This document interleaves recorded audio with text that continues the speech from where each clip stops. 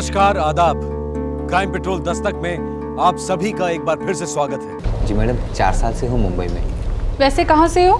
पोखरा, नेपाल। और 4 साल से मुंबई में क्या कर रहे थे? जी घर का काम। इससे पहले चेंबूर में काम करता था। और वहाँ से क्यों छोड़ दिया? वो लोग विलायत चले गए। देखो, मुझे फुल टाइम नौकर चाहिए जो सुबह 8 बजे से लेकर रात के 9 बजे तक काम करे और संडे को आधा दिन।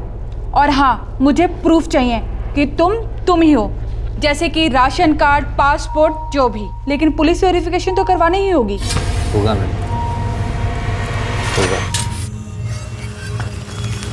घर का काम, खाना पकाना, गाड़ी ड्राइवर, ऐसे कामों में जब लोग मालिक और नौकर के रिश्ते में बनते हैं तो चाहे दोनों जितनी भी सावधानी बरतें, थोड़ा बहुत अविश्वास और रिस्क तो रहता ही है, जो कि सिर्फ समय के साथ कम होता है। जब दोनों एक दूसरे के साथ कुछ साल बिताते हैं, एक भरोसे और अपनेपन का माहौल बन जाता है और दोनों पार्टियां चैन की सांसें लेने लगती हैं। लेकिन गद्दारी का छुरा कभी भी इन सांसों को चीर सकता है। अगस्त 2011, जुहू, मुंबई।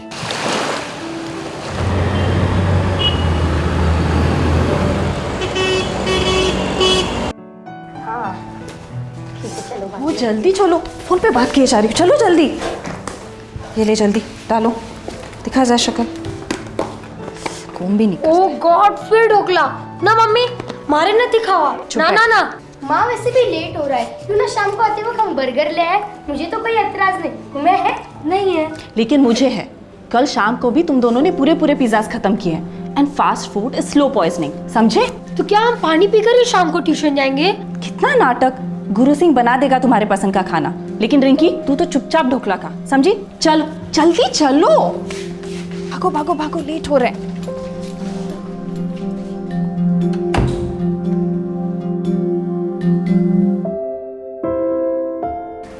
मैं दोपहर में शायद शॉपिंग के लिए चली जाऊंगी, लेकिन तुम दोनों के लौटने से पहले लौट आऊंगी, ठीक है? ठीक है, चलो बैठ। रिंकी, इसको कैंटीन में से कुछ कचरा मत खाने देना। जयराम, लौटते हुए दूध वाले से 1 लीटर दूध लेके आना।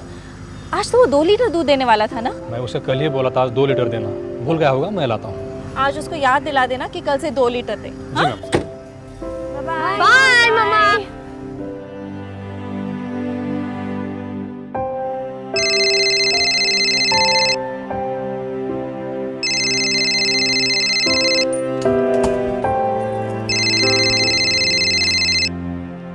हाँ देवांग, बोलो।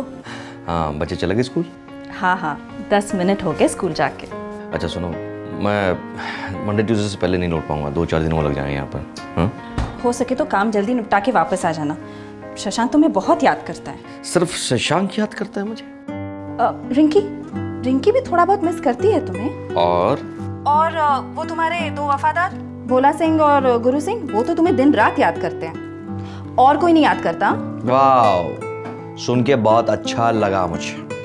You are most welcome. अच्छा सुनो, अब ये रोमांस बंद करो, काम की बात सुनो। पहले तो शशांक का आईपॉड बिल्कुल लाना मत भूलना। और दूसरी बात, मैं 5000 रुपये विड्रॉ कर रही हूँ। रिंकी के लिए ड्रेस लेनी है। वो 12th रोड है ना, वहाँ के गणपति पंडाल में वो परफॉर्म करने वाली है। हाँ बस, अब तुम बोलो। क्या बोलूं? वही एज यूजुअल जवाब, यस यस यस। आपका हुक्म सर आंखों पर। तो अब मेरा फाइनल हुक्म सुनो, जल्दी आ जाओ। यहाँ पे अकेले बिल्कुल अच्छा नहीं लगता, तुम्हारी बहुत याद आती है। यस माय स्वीट हार्ट, अपना ख्याल रखना। तुम भी। Bye bye.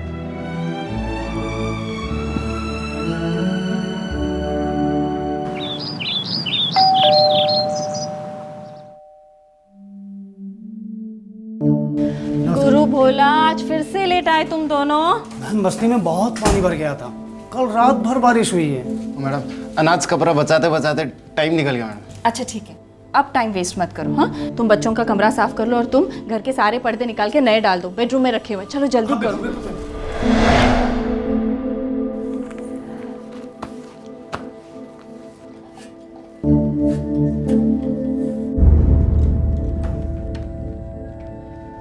अच्छा जयराम, मैं होंडा सिटी लेके जा रही हूँ और मुझे आने में देर होगी, तो बच्चों को वैगनार में लेके आ जाना, ठीक है? जी मैम।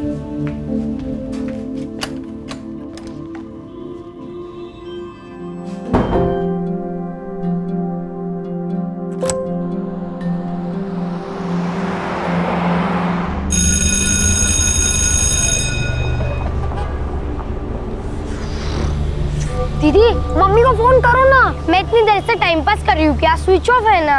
चेहरा मेरा सेल ट्राई करो ना, वो भी स्विच ऑफ है। दीदी वॉकिंग जाता ना, 4 o'clock को मेरा कार्टून में शुरू हो जाएगा, मैं मिस नहीं करना चाहता। प्लीज दीदी चलो ना। चलो चल के जाते।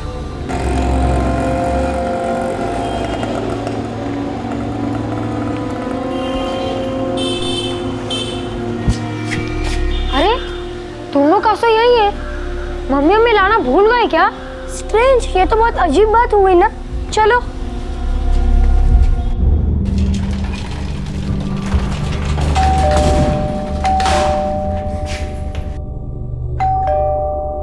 उफ, मम्मी दरवाजा क्यों नहीं खोल रही है? मेरा कार्टून जो शुरू हो गया होगा। चुप, मुझे डर लग रहा है। दीदी उर्मिला आंटी के घर से चाबी ले लेते।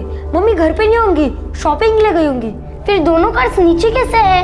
ऑटो से गई होंगी ना। प्लीज दीदी टाइम वेस्ट मत करो, चलो ना चाबी ले लो। ठीक है चलो। उर्मिला आंटी जल्दी चलो, मेरा कार्टून शो। अभी खोलते हैं दरवाजा बेटा।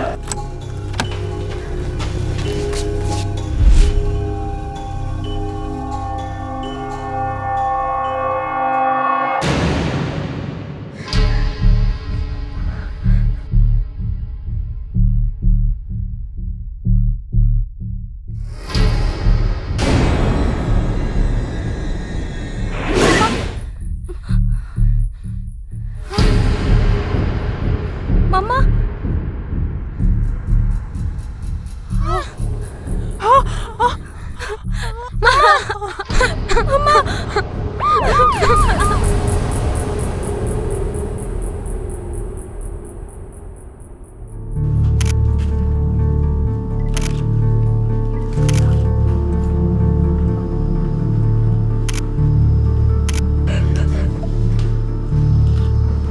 उनके हस्बैंड देवांग अब्रॉड रहते हैं। मैंने उन्हें इन्फॉर्म कर दिया है।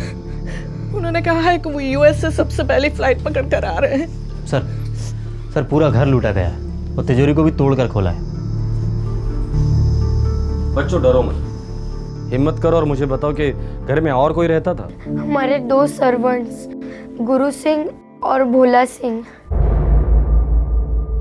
साथ में रहते थे? नो अंकल, सुबह 8 o'clock को आते हैं और रात के 9 o'clock को चले जाते हैं। मोबाइल नंबर्स हैं उनके? है, लेकिन मेरे मम्मा के सेल में। जयराम भैया के पास भी उनके नंबर्स है। सर दिव्या और जयराम की फ़ोन स्विच ऑफ है, शायद खूनी फ़ोन भी ले गया हो। आप उन 2 नौकरों के बारे में कुछ जानती है? जी मैं ज़्यादा तो नहीं जानती, लेकिन शक्ल से पहाड़ी नेपाली लगते थे। पास के ही चॉल्स में रहते थे, कूपर हॉस्पिटल के पीछे।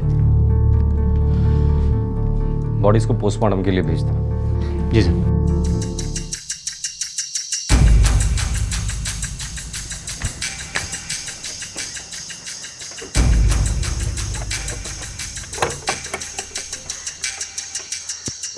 साहब खोली तो मेरी है, लेकिन मैंने गुरु सिंह और भोला सिंह को किराए पर दिया था। चाबी कहाँ है? साहब चाबी तो बेकार है, जो ताला मैंने दिया था वो बदल दिया, उसने अपना खुद का नया ताला लगाया। कामड़े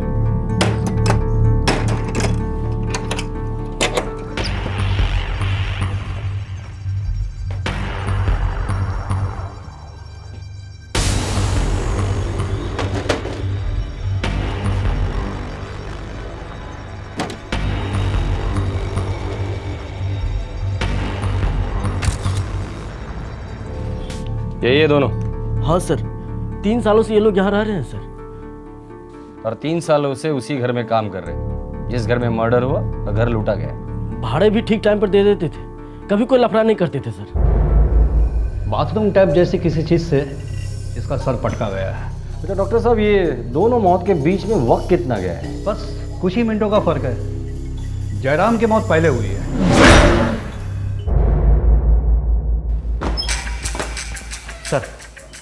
सर गुरु सिंह और भोला सिंह दोनों के मोबाइल नंबर प्रीपेड हैं और दोनों ऑफ हैं। दिव्या और जयराम के फ़ोन भी ऑफ हैं। बिल्डिंग की सिक्योरिटी क्या कहती है? कुछ कहने लायक नहीं है सर। एक ही वॉचमैन है, वो भी आधा टाइम लोग घर के काम करता है। मतलब अब तक के लिए हमारे लिए मुख्य आरोपी ये 2 नौकर ही है, गुरु सिंह और भोला सिंह। दोनों नेपाल से हैं सर। इसीलिए तो हमें इन्हें जल्द से जल्द पकड़ लेना चाहिए, क्योंकि एक बार अगर उन्होंने बॉर्डर क्रॉस किया तो ये मामला लंबा खींचेगा। करेक्ट है सर। जूस की एरिया के जितने भी रिक्शा और टैक्सी वाले हैं सबसे पूछताछ करो। किसी न किसी के तो गाड़ी में लूट का माल लेकर भागे होंगे। हो सर, इन्हें फ्लैश करो। यूपी और बिहार पुलिस से कहना कि बॉर्डर के शहरों में इन्हें फ्लैश करो। गोरखपुर और गया कि बीएसएफ से भी बात कर लो। बाय फ्लाइट तो ये लोग भागेंगे नहीं, बाय रोड ही भागने की कोशिश करेंगे। सर दोनों के मोबाइल नंबर मैंने सर्वेलेंस पे डाल दिए हैं। साथ में दिव्या और जयराम का भी मोबाइल सर्विलेंस पे डाल दो। पूरे चांसेस है कि ये लोग इनका मोबाइल यूज करेंगे ही करेंगे। बस एक बार ये लोग इनका मोबाइल स्विच ऑन करें तो समझो हमारे हाथों में पहला सुराग लग गया। दिन दहाड़े डबल मर्डर मुंबई के एक बहुत ही पॉश इलाके में। शक के दायरे में थे घर में काम करने वाले 2 नौकर जो उस घर में पूरे 3 साल काम कर चुके थे। इस खूंखार जुर्म ने सारे इलाके को ठंडे पसीने में भिगो दिया। मुंबई शहर भी सुन रह गया। 1 महीने में इस किस्म का यह तीसरा हत्याकांड था। पुलिस पर मैक्सिमम प्रेशर था कि खूनियों को कानून के हवाले किया जाए एज सून एज पॉसिबल।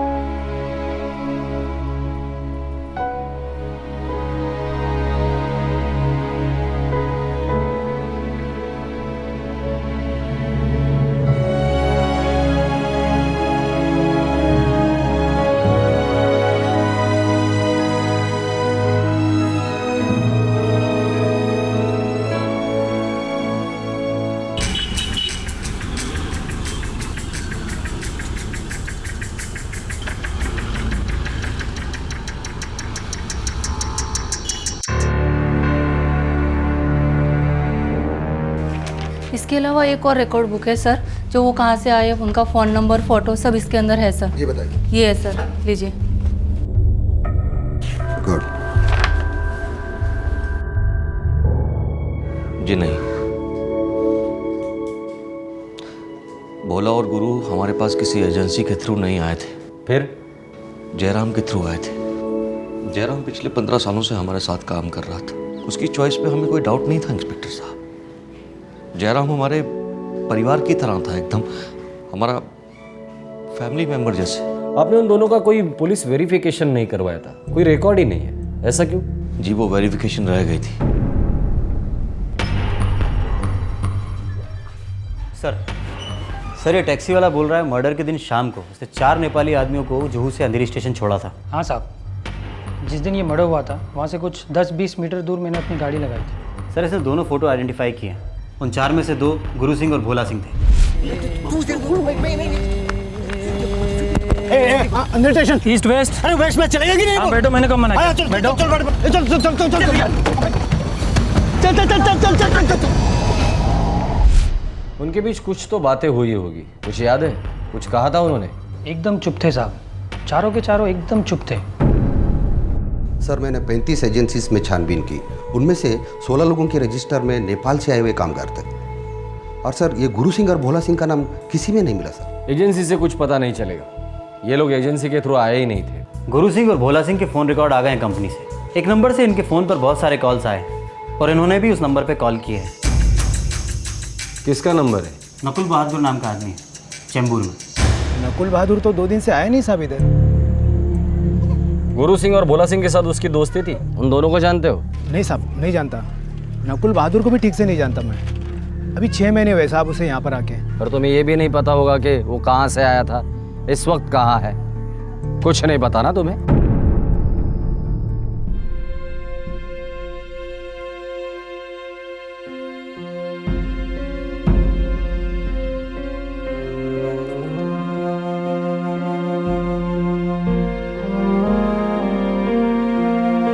पापा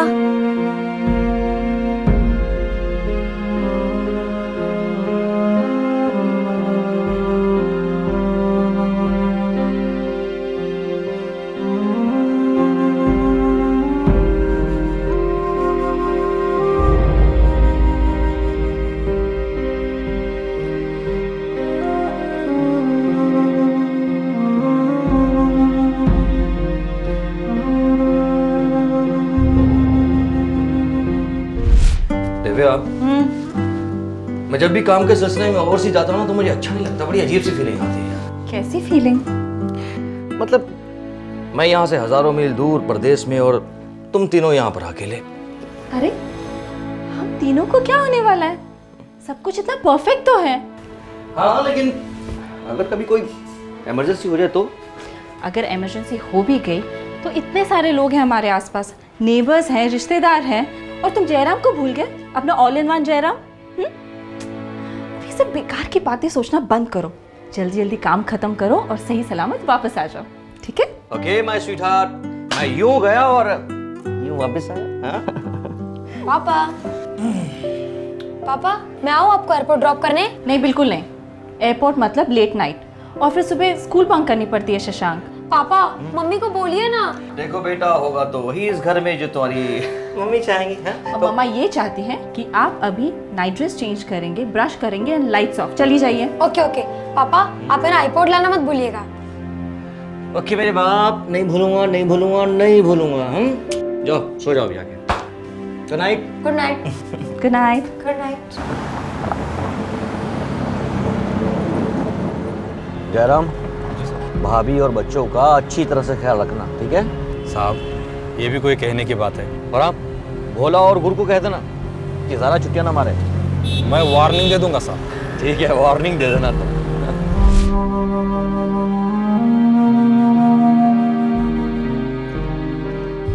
भोला और गुरु को इस घर में काम करते हुए 3 साल तो हो चुके थे, लेकिन यह भी तो हो सकता है कि 3 साल से ये दोनों इस हत्याकांड की साजिश रच रहे थे। इस जुर्म के 4 दिन बाद मुंबई पुलिस को गुरु और भोला सिंह की लोकेशन के बारे में एक सुराग मिला। सर 1 घंटे पहले दिव्या का मोबाइल ऑन हुआ है। कहाँ से? नेरुल। निकलते हैं सर, पहुंचते पहुंचते एग्जैक्ट लोकेशन मिल जाएगी। टीम तैयार करो तुरंत। तैयार है सर, बाहर है। ठीक, okay thanks sir. Nehru Nagar चल, नेरुल।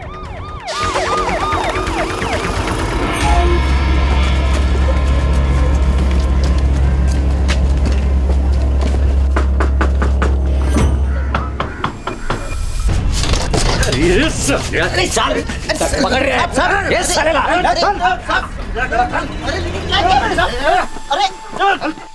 नकुल बहादुर भोला और गुरु का साथीदार था, जिसने दिव्या का मोबाइल एक एसएमएस भेजने के लिए इस्तेमाल किया था। यह एसएमएस इस गिरोह के लिए यमराज बनकर उनके दरवाजे पर पुलिस की दस्तक को ले आया।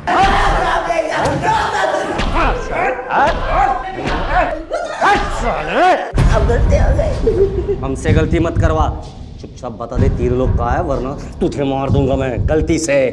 बता।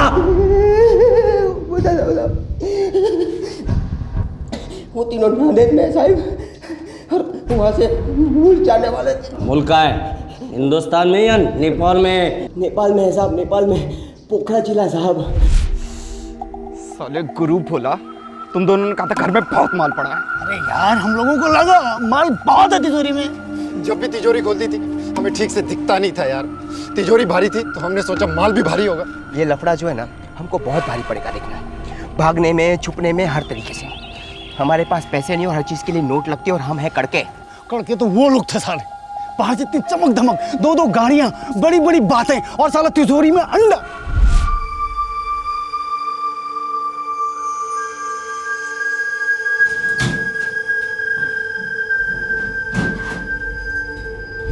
सिर्फ 5,000 रुपए और ये 4 आने वाले जेवर हाथ में है। यार बहुत बड़ी भूल हो गई हम लोगों से, और फालतू में सबके सर 2-2 मर्डर लग गए।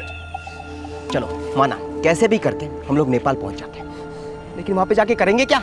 अरे भूखे मरना पड़ेगा उधर भी। क्या क्या सोचा था यार, क्या निकला है नसीब में।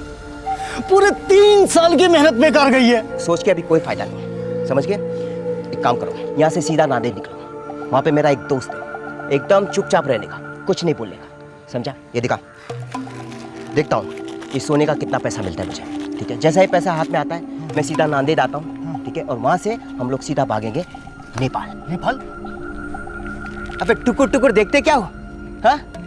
लाशें पुलिस के हाथ लगते ही वो हमारे पिछवाड़े में आग लगाएगी, आग, और हमको भागना पड़ेगा कुत्तों की तरह, समझा? देखो, इससे पहले कि पुलिस हमारे तक पहुंचे ना, हमको यहाँ से भागना है सीधा नेपाल, और नेपाल जाके एकदम गायब। चोरी के माल से कुछ नहीं मिला साहब, सारा प्लान चौपट हो गया। फिर हमने सोचा कि नेपाल भाग जाए, लेकिन वो प्लान भी चौपट हो गया। वैसे नेपाल जाने का रूट क्या सोचा था? नांदेड़ से पुणे साहब, पुणे से दिल्ली, दिल्ली से गया, गया से नेपाल बॉर्डर पर पैदल जाने वाले थे ना। पूना में कब और कहाँ मिलने वाले थे? पुणे हाईवे पे ढाबे के पास मिलने वाले थे साहब। वैसे ही होगा, कल शाम तुम चारों लोग मिलोगे कि मुंह खोलने की कोशिश की तो याद रखना, उस मैडम को जैसे मारा था वैसे तुझे मैं मारूंगा, समझे? फोन लगा, फोन लगा।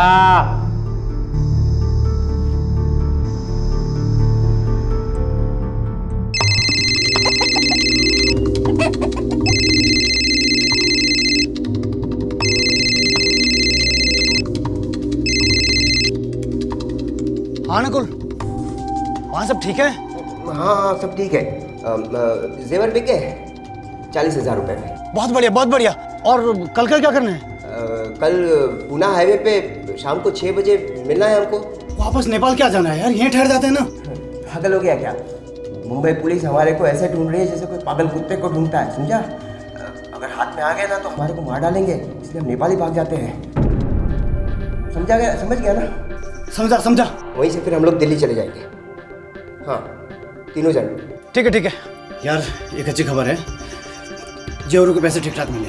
और बुरी खबर? बुरी खबर यह है कि पुलिस हमारे खून की प्यासी है, कल के कल ही निकलना पड़ेगा।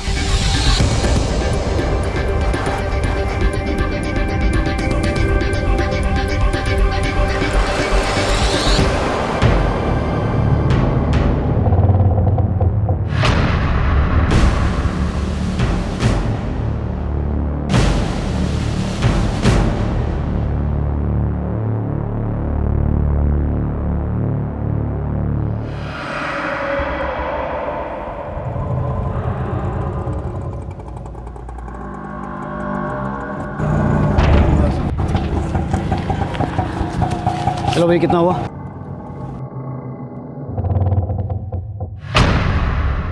सर ये रहे तीनों। शेख, तुम इसके साथ इधर ही बैठना और चिल्लाने की कोशिश करे तो टेटवा दबा देना साले का। और बाकी के सब लोग ढाबे को घेरो, जल्दी।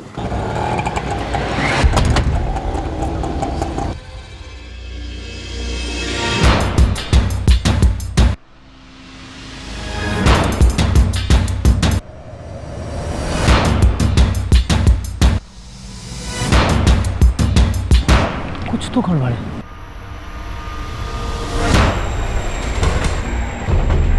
लगता है नकुल को पुलिस ने पकड़ के रखा हुआ है, जाल बिछा रखी है हमारे लिए। भाग यहाँ से, भाग भाग।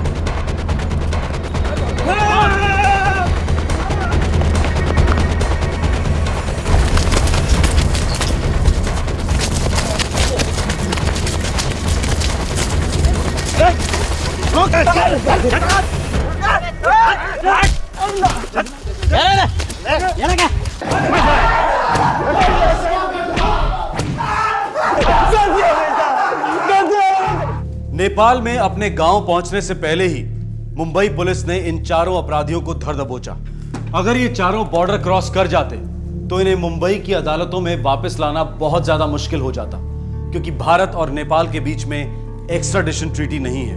ये चारों नेपाली नागरिक थे और पिछले 3 सालों से उन्होंने इस हत्या की बारीकी से प्लानिंग की थी।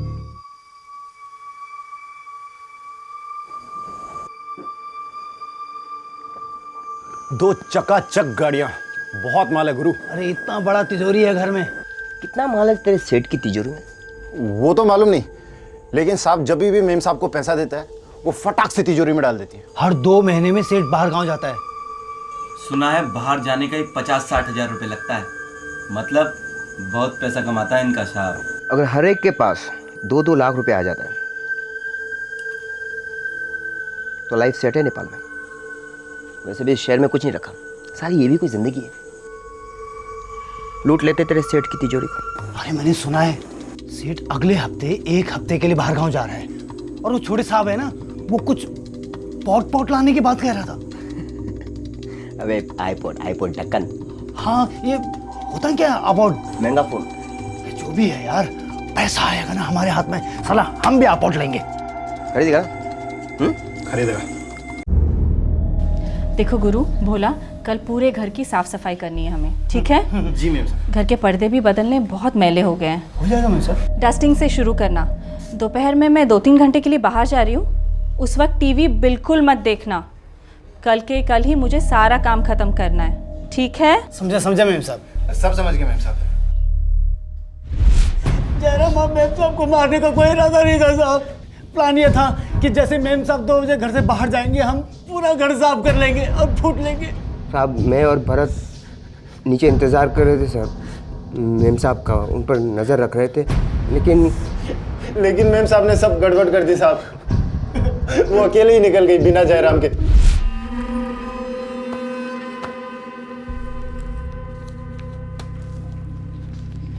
अच्छा जयराम, मैं होंडा सिटी लेके जा रही हूँ और अगर मुझे आने में देर होगी ना तो बच्चों को वैगन आर में लेके आ जाना, ठीक है? जी मैम।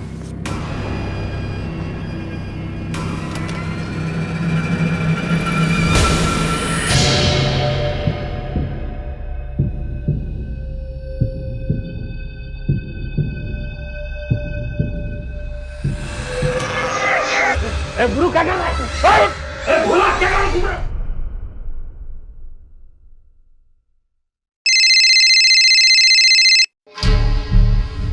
प्रॉब्लम हो गई यार। हाँ क्या प्रॉब्लम हो गया? क्या जयराम को मार? अरे यार कोई और चारा भी तो नहीं था।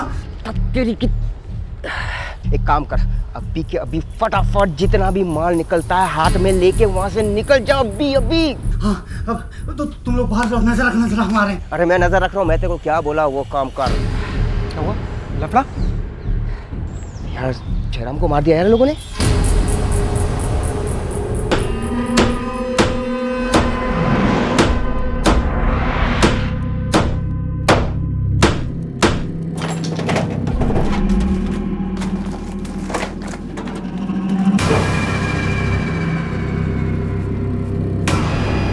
अरे यार सिर्फ 5,000 रुपए। साले तूने तो कहा था मेम साहब सारा पैसा इसमें रख दिया। अरे सिर्फ मैंने बोला था, तू भी तो यहाँ नौकरी करता है। ये क्या हो गया गुरु? फालतू में जयराम को मार दिया। क्या हो गया यार? और हाथ में कुछ नहीं आया। क्या करें अब?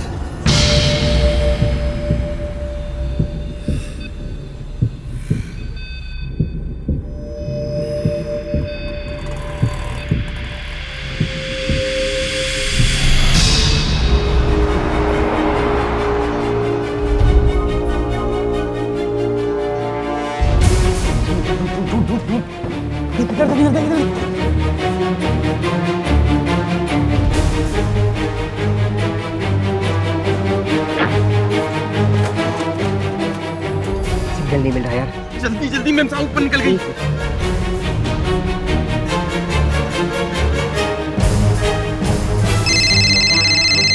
लग गया।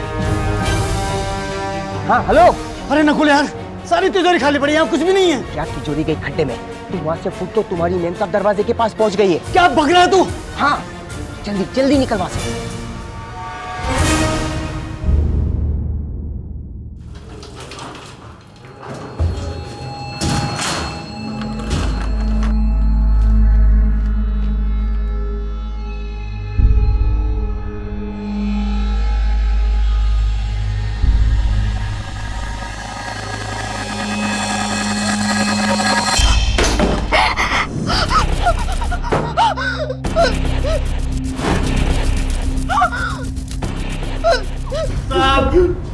हम लोग बहुत डर गए थे।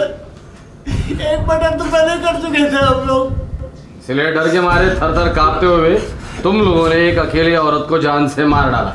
हाँ? कसम से साहब बहुत फटी पड़ी थी साहब। मेम साहब चिल्लम चिल्ली करती तो पकड़े जाते ना साहब। लेके जाओ इन्हें।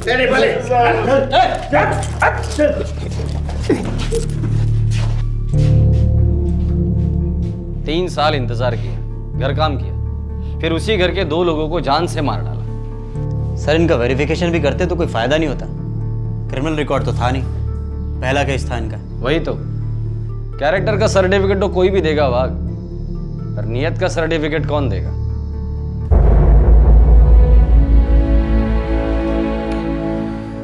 तुम्हारे पति जयराम ने हमारे घर की बहुत लगन से सेवा की है। मैं तुमसे वादा करता हूँ, तुम्हें और तुम्हारे बच्चों को कभी भी किसी चीज़ की कमी नहीं होगी। अब से तुम और तुम्हारे बच्चे मेरी जिम्मेदारी है।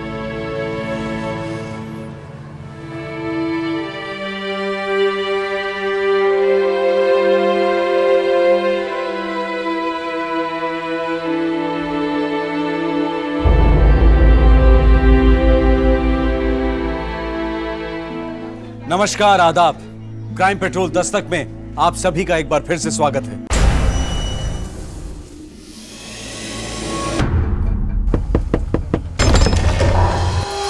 ये लीजिए चाचा जी, आपके बेटे ने पैसे भेजे। बड़ी मेहरबानी बेटा। कुछ खबर है क्या उसकी? बरसों बीत गए, एक फोन तक नहीं किया उसने। आप टेंशन मत लो चाचा जी, आपको तो पता ही है वो मोबाइल रखता नहीं पहले से। गुजरात गया है किसी काम से, बिजी है आजकल। अच्छा चाचा जी, अब मैं चलता हूँ। लेकिन बेटा, हाँ, हो सके तो हमारा एक संदेशा उसको पहुंचा देना। जी। उसके भेजे हुए पैसों से हमारे दिन तो ठीक ठाक कट जाते हैं बेटा, लेकिन रातें नहीं कटती।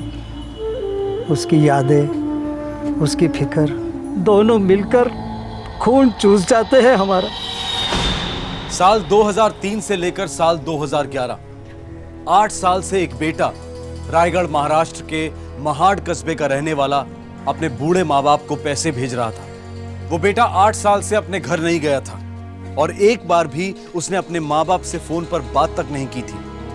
बूढ़े माँ बाप के लिए यह एक दस्तक थी कि कहीं कुछ ठीक नहीं है। अगस्त 2011, मुंबई, महाराष्ट्र।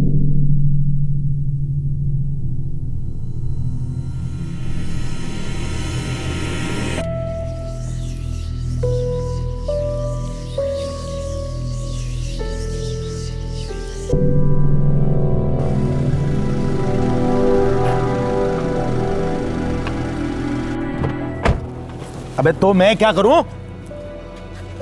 आज तारीख क्या है?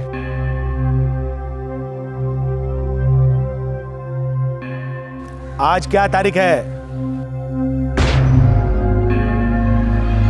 देवेंद्र सेठ साला अब भी मस्ती में घूम रहा है।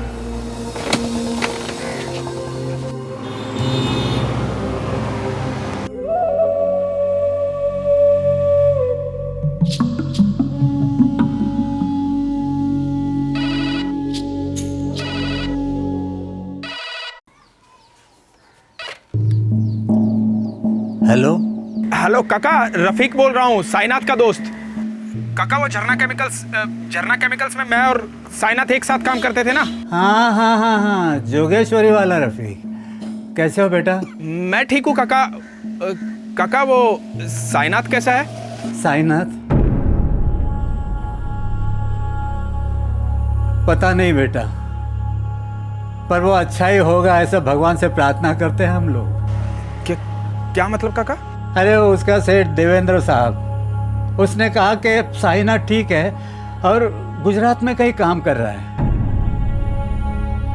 साईनाथ हर महीने पैसे भेजता है, लेकिन इतने सालों से हम मिले तक नहीं है उसको। क्या बोल रहे हो काका आप? क्यों, क्या बात है? कोई खबर है क्या? रफीक बोलो, कुछ हुआ है क्या? क्या हुआ है? साई, बोल रफीक बोल। काय झालं माझ्या साईला? अरे त्याला कैसा है रे मेरा साई, बोलना। काय झालं माझ्या साईला? काय झालं? सांगा ना, मला सांगा ना। मला साईला तू बोलता क्यों नहीं? काका थोड़ी देर में फोन करता हूँ, वो लाइन में प्रॉब्लम है।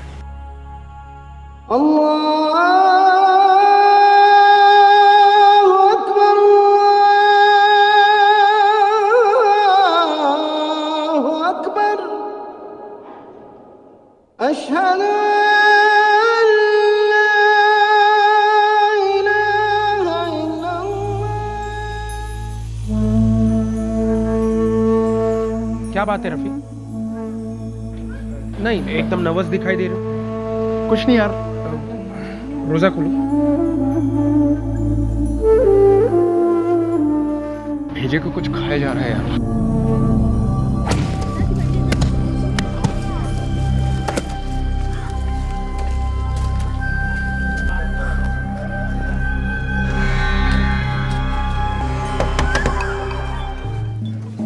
नमस्ते काका। अरे नमस्ते बेटा। काका वो साईनाथ घर पे है? अंदर आओ, अंदर। आराम से लेट जाइए यार। रफीक, आई की हालत तो देख ही रहा है, इसीलिए कल मैं जा नहीं पाया था और मुझे रुकना पड़ा यहाँ पे। बेटा रफीक, मैंने साइनाथ से कहा था कि एक और दिन रुक जाओ। 1 महीने से इसकी शक्ल नहीं देखी।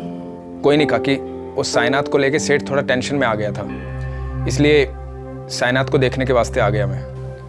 आई बाबा, आज मुझे मुंबई वापस जाना ही पड़ेगा, बहुत ही ज़रूरी काम है। और बाबा, आई को टाइम पे दवा देते रहना और आई का ख्याल रखना। जैसे ही काम खत्म होगा मैं वापस आ जाऊँगा। आई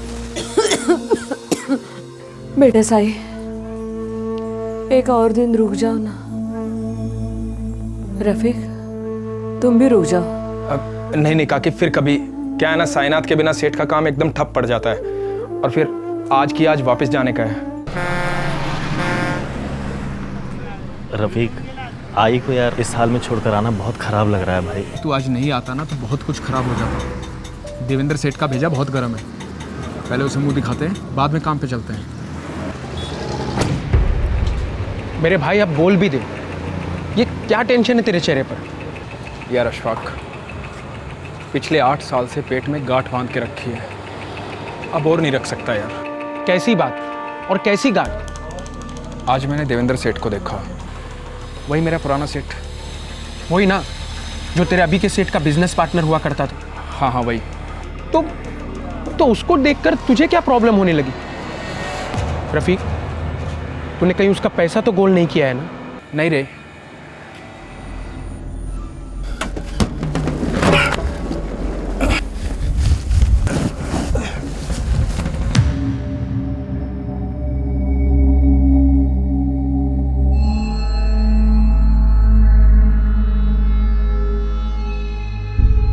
देखो रफीक, रमजान के इस पाक महीने में तुम्हारा ज़मीर तुम्हें आवाज़ दे रहा है। जो कुछ तुमने किया है उसे कबूल करने का वक्त आ गया है। छाती पर का पत्थर फेंक दो। बहुत डर लग रहा है अशफाक। डर किस बात का रफीक? अल्लाह ने तुम्हें एक मौका दिया है। देखो, मेरी पहचान का एक पुलिस कांस्टेबल है क्राइम ब्रांच में, वो तुम्हारी मदद कर सकता है। अब नामदेव बावकर नाम है उसका।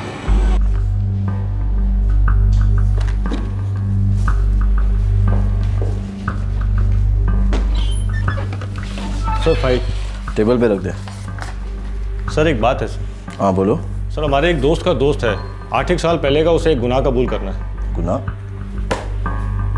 किया क्या था उसने? शायद मर्डर। शायद लोग साइकिल की चोरी करके गुनाह कबूल नहीं करते हैं, और वो मर्डर कबूल करने चला है, वो भी 8 साल पहले का।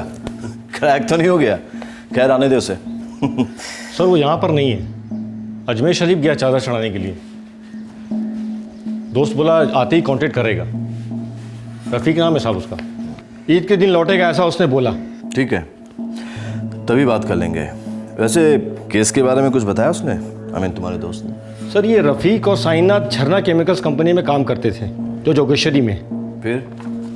सर साइनाथ महाट का रहने वाला है। सर जो साइनाथ है पिछले 8 साल से अपने घर नहीं गया है। क्या?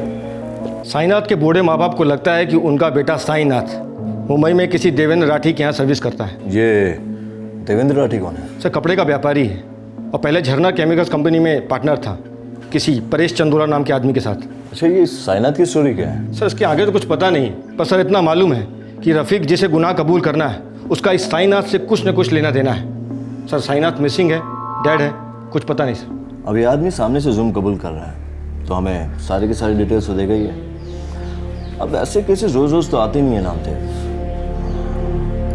आने दो उसे। अगस्त 2011 रमजान के पाक महीने में रफीक नाम के ड्राइवर ने एक गुनाह कबूल करने की ठान ली। रफीक ने फैसला तब लिया जब उसने अपने पहले मालिक देवेंद्र राठी को अचानक देख लिया। ईद की नमाज के बाद रफीक पुलिस के सामने पेश होने जा रहा था, लेकिन पुलिस ने उससे पहले ही अपनी तहकीकात शुरू कर दी थी।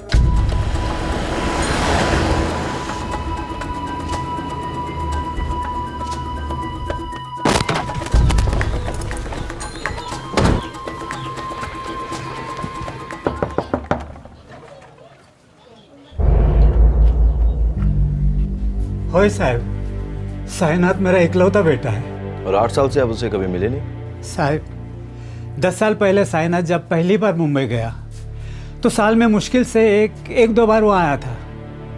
8 साल से आया ही नहीं। पैसे हर महीने भेजता रहा। आपने कभी ढूंढने की कोशिश नहीं की? साईनाथ पैसा भेजता रहा तो लगा कि वो अच्छा ही होगा। हर महीने भेजता है? हाँ, हर महीने के 6 तारीख को भेजता था वो। पर फोन कभी नहीं किया? साहब मोबाइल फोन तो रखता ही नहीं है वो। आप कहते हैं कि आपको लगता है कि साईनाथ अच्छा ही होगा। हाँ। और 8 साल पहले आपने उसकी मिसिंग कंप्लेंट भी की थी, सही कह रहा हूं ना? हाँ, हाँ की थी साहब। आई, मैं वहां पे जाके 2 दिन में सारा काम खत्म कर लूंगा और फिर एक लंबी सी छुट्टी लूंगा और पूरे हफ्ते में लोग साथ में रहेंगे, ठीक है? 2 दिन हो गए, 4 दिन हो गए, साईनाथ आया ही नहीं। लेकिन आप तो कह रहे थे कि वो मुश्किल से साल में 1 या 2 बार आता है, लंबे लंबे अरसे तक गायब रहता है, आदत थी उसकी। हाँ हाँ साहब, उस वक्त मुझे एक फोन आया था। किसका? नाम नहीं बोला। बोला क्या? वो बोला साईनाथ मुंबई में नहीं है और साईनाथ किसी खतरे में है। साहब, साईनाथ मेरा इकलौता बेटा है, मेरी मदद कीजिए साहब। साईनाथ मेरा खास आदमी है, उसके माँ बाप खामखा डिसीजन ले रहे हैं। ठीक है, थैंक्स। हाँ, नमस्ते साहब। ये क्या है दीनानाथ जी? आपने मेरे खिलाफ पुलिस कंप्लेंट कर दी? गलत मत समझना साहब, लेकिन मुझे मेरे बेटे की फिक्र है।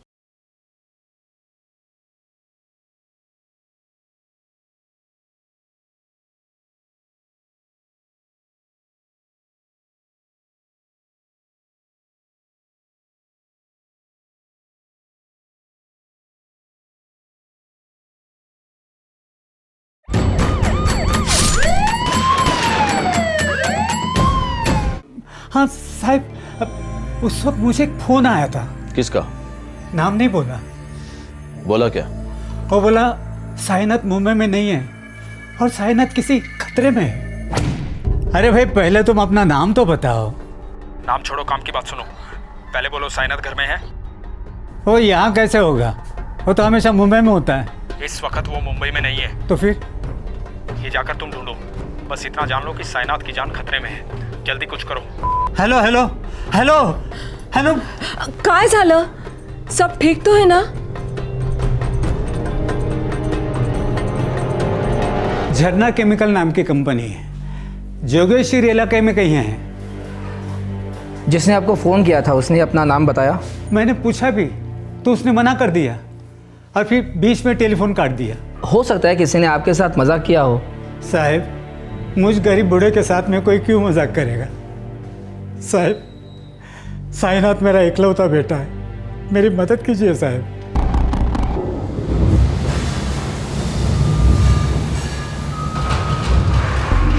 अच्छा, तो मिस्टर देवेंद्र राठी, आप कह रहे हैं कि आपने साईनाथ को आपके काम के लिए गुजरात भेजा है?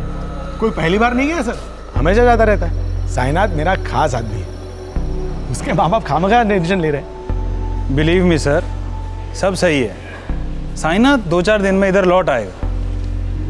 अगर आपको चाहिए तो मैं खुद उसे महाड़ पुलिस स्टेशन ले आऊँगा। ठीक है, थैंक्स। Thank you. चलो।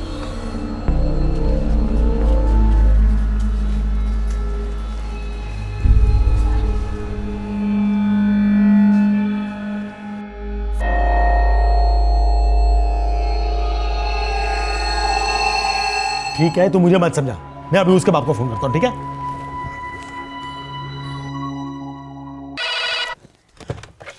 हेलो दीनानाथ जी, देवेंद्र बोल रहा हूँ, देवेंद्र राठी, साईनाथ का सेठ। हाँ, नमस्ते साहब। ये क्या है दीनानाथ जी? आपने मेरे खिलाफ पुलिस कंप्लेंट कर दी? गलत मत समझना साहब, लेकिन मुझे मेरे बेटे की फिक्र है। तो सीधे पुलिस के पास चले गए आप? अरे मुझे फोन कर दिया होता फैक्ट्री में। फैक्ट्री का नंबर तो है ना आपके पास? मैंने फैक्ट्री में फोन किया था साहब, किसी ने आपसे बात करने दी नहीं मुझे, और साईनाथ की कोई खबर भी नहीं दी। तो मैं आपको खबर देता हूँ, साईनाथ गुजरात गया हुआ है ऑफिस के काम से। वहाँ अच्छा तो है ना? बहुत अच्छा है, मेरे खास आदमियों में से है साईनाथ। 3 साल से मेरे लिए काम करता है, मैं उसकी ठीक ठाक खबर रख रहा हूँ। और मैं आपको हाथ जोड़ के विनती करता हूँ, दोबारा ऐसा कभी भी हो तो पुलिस के पास मत जाइएगा, सीधे मुझे फोन करिएगा। ठीक है साहब। अपने गुस्से पे थोड़ा काबू रखना। अभी तूने कैसे बात की साईं के बाप के साथ? परेश प्लीज, मुझे तेरा बार बार का लेक्चर देना बंद कर, समझा? मुझे पता है मैं क्या कर रहा हूँ, मैं सब संभालूंगा। ओके?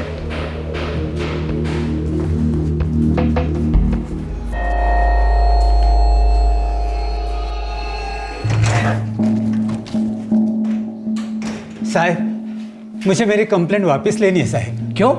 उसके मालिक देवेंद्र सेठ ने सामने से फ़ोन कर मुझे बोला है। अब उनके खिलाफ मैं कंप्लेंट चालू रखना नहीं चाहता साहब। मेरी कंप्लेंट मैं वापस लेने आया हूँ। ठीक है, लेकिन याद रखना साहब, ये कहीं भेड़िया आया ऐसे कहानी ना बन जाए। कल को अगर आपका बेटा वाकई गायब हो जाएगा ना, तो आपकी फरियाद कोई नहीं सुनेगा। इस बात को 8 साल हो गए और इन 8 सालों में आपने साइनात को कभी नहीं देखा, कभी बात नहीं हुई? जी नहीं। हाँ, हर महीने अलग अलग आदमियों के हाथों से पैसे पहुंच जाते हैं। काका नमस्ते, साइनात ने पैसे भेजे इस महीने के। हाँ। चाचा, साइनात पैसे भेजा है। नमस्ते काका। हम हर आने वाले को पूछते हैं, कहाँ है हमारा साईं, कब आ रहा है? सब बोलते मुंबई के बाहर गुजरात में है, यहाँ है, वहाँ है। और वो पैसा भेजता रहा तो सोचा उसे कुछ हो ही नहीं सकता। अभी 2 दिन पहले उसके दोस्त रफीक का फोन आया था, पूछ रहा था सब ठीक तो है ना। साहब, ये दीनानाथ ने महाट पुलिस स्टेशन से कंप्लेन वापस ले ली थी। हो सकता है उन लोगों ने फाइल क्लोज कर दी हो। सर, छानबीन पूरी ही नहीं हुई होगी। ऐसा भी हो सकता है नामदेव, लेकिन तुम्हें लगती है थोड़ा अजीब सी बात है। साइनात 8 सालों से पैसे भेज रहा है लेकिन शक्ल नहीं दिखा रहा है। सर, कल ईद के चांद निकलने का ऐलान होने वाला है। मतलब परसों सुबह ईद की नमाज के बाद ये रफीक अपने पास आ जाएगा। ठीक है, तो तुम ऐसा करो कि देवेंद्र परेश को हाजिर करो। थोड़ा नंगा करना पड़ेगा इन सालों को, बहुत कुछ छुपा रहे हैं हमसे। झरना केमिकल्स हम पार्टनरशिप में चलाते थे, लेकिन 2005 के बाद हम अलग हुए। ये साइनात और रफीक आप दोनों के यहाँ पे काम करते थे झरना केमिकल्स में? दोनों हमारी कंपनी के ड्राइवर्स थे, लेकिन 2005 में जब कंपनी स्प्लिट हुई तो रफीक मेरे साथ और साइनात देवेंद्र के साथ आ गया। मिस्टर देवेंद्र जी, साइनात कहाँ है? भोपाल, मेरे किसी काम से गया है। बात कराएंगे? श्योर।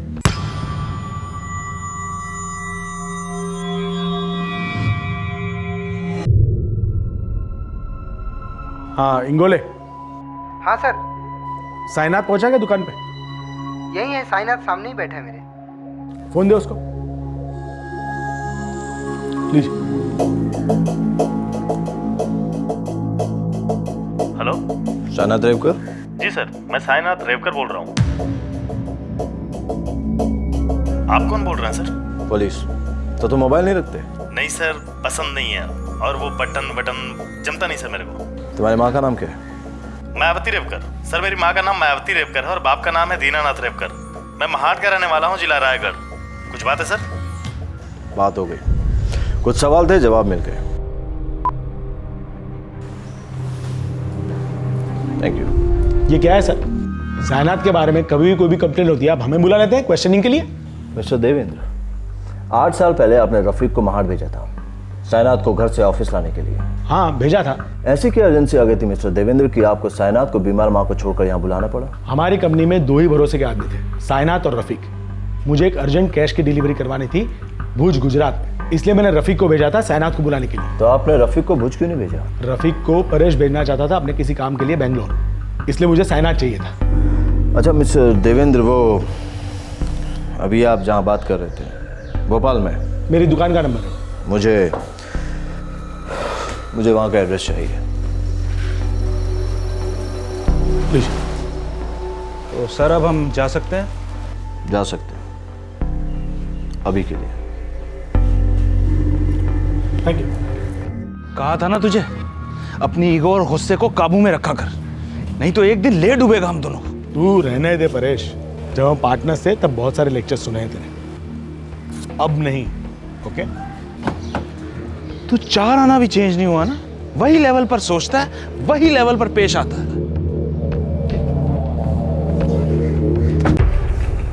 सर, मैंने भोपाल पुलिस को संदेश भेजा है सर, दुकान में जाकर साइनात की तस्वीर खींच कर लाने के लिए।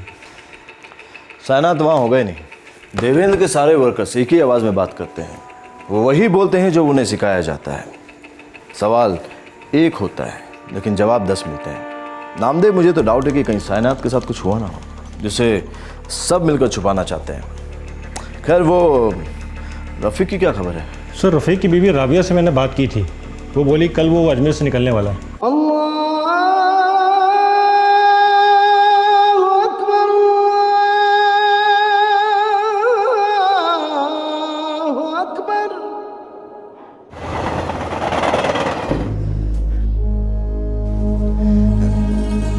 एक बार और सोच लेते बेटा।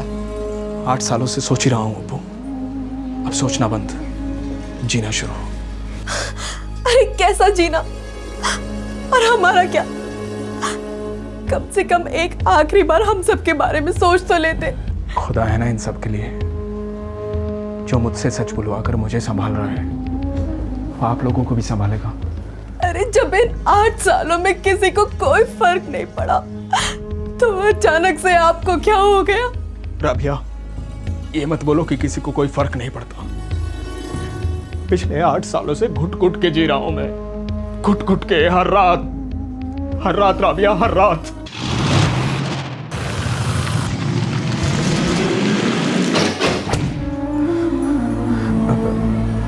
आज सबसे पाक दिन है। आज मैं अपने सारे गुनाहों के दाग धो दूंगा।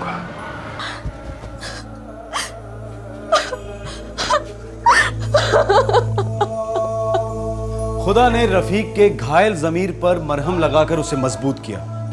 8 साल के बाद उसे ताकत मिली थी कि वो खुदा और कानून दोनों के सामने एक संगीन जुर्म का इस्तकबाल करे। ईद के पाक मौके पर रफीक क्राइम ब्रांच के ऑफिस पहुंच गया।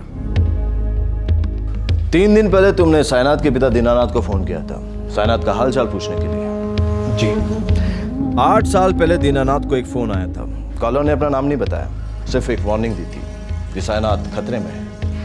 वो फोन भी मैंने ही किया था साहब। मुंबई से बोल रहा हूँ। अरे भाई, पहले तुम अपना नाम तो बताओ। नाम छोड़ो, काम की बात सुनो। पहले बोलो साइनात घर में है? वो यहाँ कैसे होगा? वो तो हमेशा मुंबई में होता है। नहीं है वो खतरे में है। जल्दी से उसे ढूंढो, नहीं तो काफी देर हो जाएगी।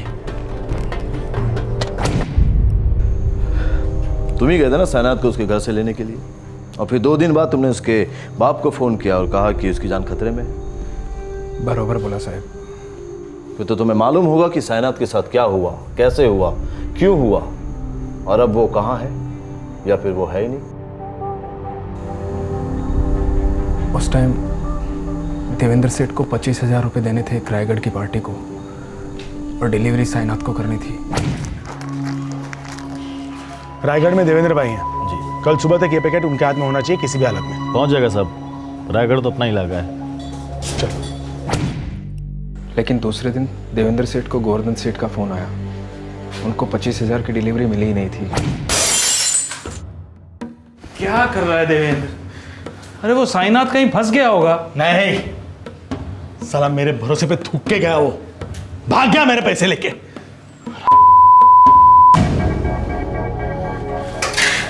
क्या हुआ सेठ? वो साइनात का घर जानता है? हाँ जानता हूँ ना, वो जोगेश्वरी में। अबे यहाँ वाला नहीं, उसके बाप का घर महाड़ गांव में, जानता है? हाँ वो भी जानता हूँ। अब भी कभी वहां जा और साले की नाक में रस्सी डाल के घसीटते हुए यहाँ लेके आ। लेकिन क्यों सेठ? मेरे पैसे लेके भाग गया वो। अगर वो ना मिले तो उसके माँ बाप को घसीटते हुए लेके यहाँ पे सालों की खाल उधर के रख दूंगा मैं। साले बुड्ढे चीखेंगे तो वो चूहा बिल से पैसे लेकर निकल आएगा बाहर। सेठ कोई गलत फहमी हुई होगी। अबे तू जाता नहीं यहाँ से, निकल। साहब, साइनात मेरे को बोला था कि रायगढ़ की डिलीवरी के टाइम अपनी माँ से मिलता हुआ जाएगा। मेरे को यकीन नहीं था साहब कि वो पैसा लेके गायब हो सकता है, पर देवेंद्र सेठ के बोलने पे मैं चेक करने के वास्ते गया। यार रफीक, ये रायगढ़ वाली डिलीवरी ना पहले कर लेते हैं, इसके बाद चलते हैं बम्बई। मेरे भाई पहले से बहुत गर्म है वो। तू एक काम कर, मेरे साथ मुंबई चल। बात की बाद में देखेंगे यार। चल मुंबई चल। साले आई समझ सेठ जी, मेरी आई की तबीयत बहुत ज्यादा खराब थी सेठ जी। मैं सिर्फ 1-2 घंटे के लिए घर चला गया था। 1-2 घंटे के लिए? 2 घंटे के लिए? 2 घंटे के लिए? सेठ माफ कर दो सेठ। पिछले 3 सालों से आपके यहाँ नौकरी करता हूँ सेठ जी, कभी भी 1 रुपए की बीमारी नहीं की मैंने। मैं तो कह रहा था कि राहगढ़ वाली डिलीवरी कर लेते, पर ये पैसे है ना सेठ जी, ए देवेंद्र, चल माफ कर दे। अरे क्या बात? बोला था ना तेरे को, बोला था ना डिलीवरी अर्जेंट है, बोला था। बोला साला मेरे धंधे की ड्यूटी पे मूतता गया सर तू। गलती हो गई सेठ जी, गलती हो गई साले। तेरी तो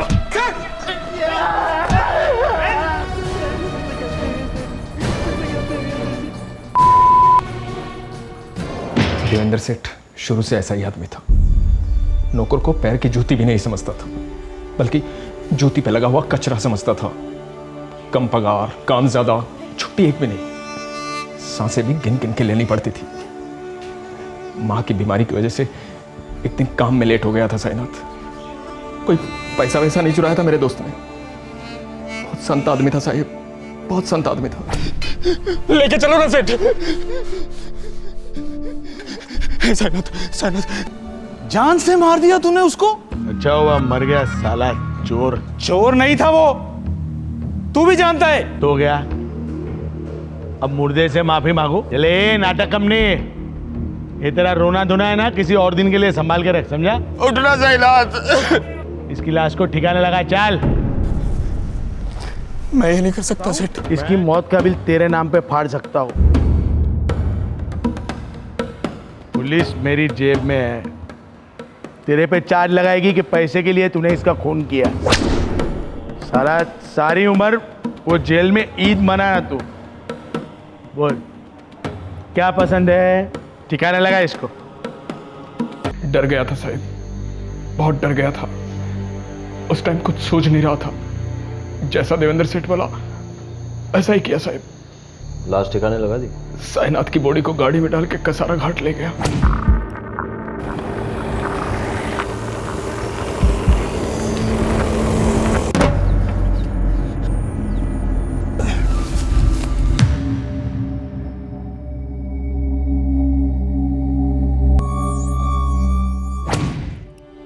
साईनाथ की बॉडी को कसारा घाट में फेंक दिया साहब।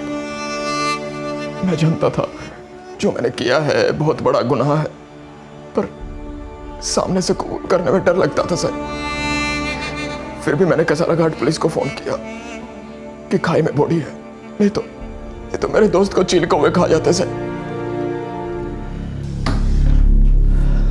कसारा पुलिस स्टेशन में फोन करो, हम वहां पहुंच रहे हैं। सर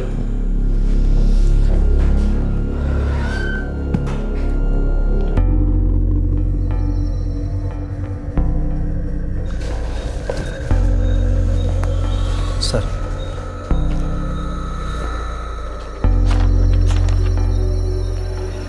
यही है सर। ये 2003 का केस है। इस केस के बारे में डिटेल में तो मुझे याद नहीं है, लेकिन इतना याद था कि इसकी बॉडी बहुत बुरी तरह खराब हो गई थी और इसकी बॉडी पे कोई शिनाख्त नहीं था। हाँ इंस्पेक्टर, साईनाथ को देवेंद्र ने इतना पीटा कि वो मर गया। और तुमने मर्डर जैसे जुर्म को छुपाने की कोशिश की। भागीदार हो तुम इस जुर्म में। ये गलत है सर। मैं पहले से ही देवेंद्र के तरीकों से सहमत नहीं था, और जब उसने साईनाथ को मार डाला मैंने उससे सारे नाते तोड़ दिए, पार्टनरशिप भी खत्म कर दी। तुझे पार्टनरशिप तोड़नी है तो तोड़ दे, पर दोबारा मुझे ज्ञान देने की कोशिश की ना तो तेरा गला दबेगा। वो तो मेरा वैसे ही दबेगा, क्योंकि मैंने तेरा साथ दिया। अपना मुंह बंद रखा, करे कोई भरे कोई, सड़ेगा एक ना एक दिन तू सड़ेगा। अपना जुर्म छिपाने के लिए देवेंद्र ही साईनाथ के माँ बाप को 8 साल तक हर महीने पैसे भेजता था।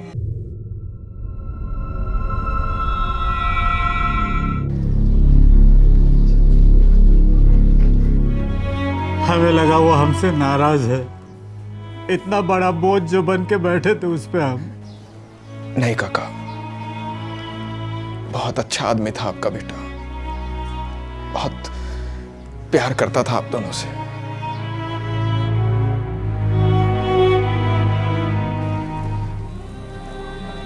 हो सके तो मुझे माफ कर देना आप लोग।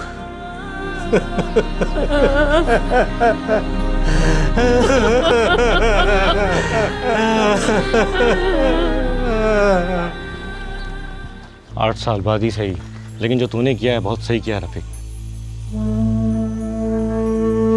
बेटी, पुलिस ने रफीक को हिरासत में ले लिया है। रो मत बेटी, जब खुदा की अदालत ने उसे हिम्मत दी है तो इंशाअल्लाह इंसान की अदालत भी उस पर जरूर रहम करेगी। रफीक को इस जुर्म को छिपाने के चार्जेस पर सजा तो जरूर होगी, लेकिन जरा सोचिए, अगर रफीक सामने आकर इस निर्दयी हत्या का पर्दाफाश नहीं करता तो साईनाथ की मौत का रहस्य हमेशा रहस्य ही बना रहता। उसकी लावारिस लाश का केस पुलिस फाइलों के ढेर के नीचे होता, जहां उसे धूल तक नसीब नहीं होती। उसका हत्यारा देवेंद्र राठी खुलेआम घूमता रहता और साईनाथ के माँ बाप झूठी आस और गलत फहमियों में अपनी आखिरी सांस लेते। क्राइम पेट्रोल दस्तक रफीक जैसे बहादुरों की दाद देता है, जो अपने जमीर की दस्तक सुनते हैं, फिर चाहे जो हो जाए। फिर होगी आप सबसे मुलाकात, तब तक अपना ख्याल रखें, सुरक्षित रहें। जय हिंद। इस तरह के और भी एपिसोड देखने के लिए हमारे चैनल को सब्सक्राइब करें और बेल आइकन दबाना ना भूलें।